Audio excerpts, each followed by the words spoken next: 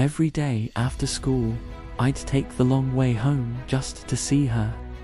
She'd be there at the corner of Elm and Main, her guitar case open on the cobblestones, singing with a voice that could make the entire city stop and listen. She couldn't have been much older than me, maybe a year or two. Her songs were a mix of familiar melodies and ones I was sure she'd written herself. They were full of hope and a little bit of sadness, like she knew things about the world I was just starting to learn. I never actually spoke to her. I was way too shy for that. I'd just drop a few coins into her case. Our eyes would meet for a split second, and she'd give me this small, tired smile. That smile was enough to make my whole day. It became my little secret, my routine. I started saving my lunch money, not for a new video game, but for her. Her music became the soundtrack to my life.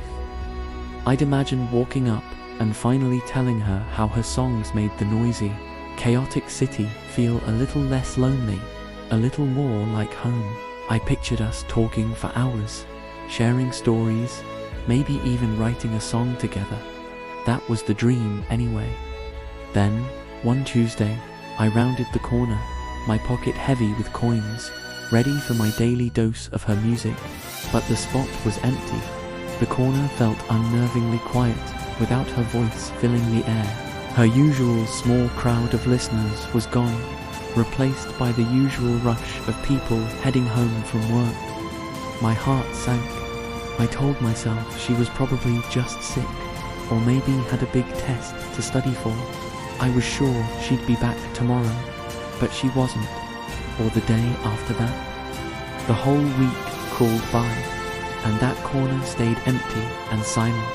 Finally, I worked up the courage to ask the old man who sold hot dogs nearby.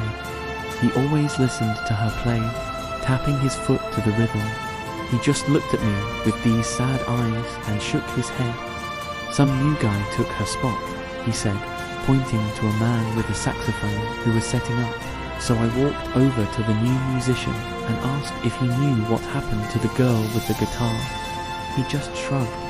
"Heard she got picked up," he said, not even looking at me. "No permit.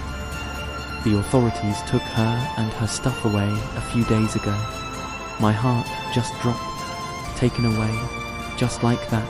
I stood there, staring at the empty space on the pavement where she used to sit. The sound of the saxophone a harsh replacement for her gentle melodies. I never saw her again. I still walk by that corner sometimes, and I swear I can almost hear the echo of her voice, a ghost of a song in the busy city air. And the saddest part, I never even learned her name. Thank you for watching.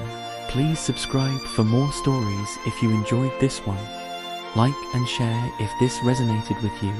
I'll see you in the next one.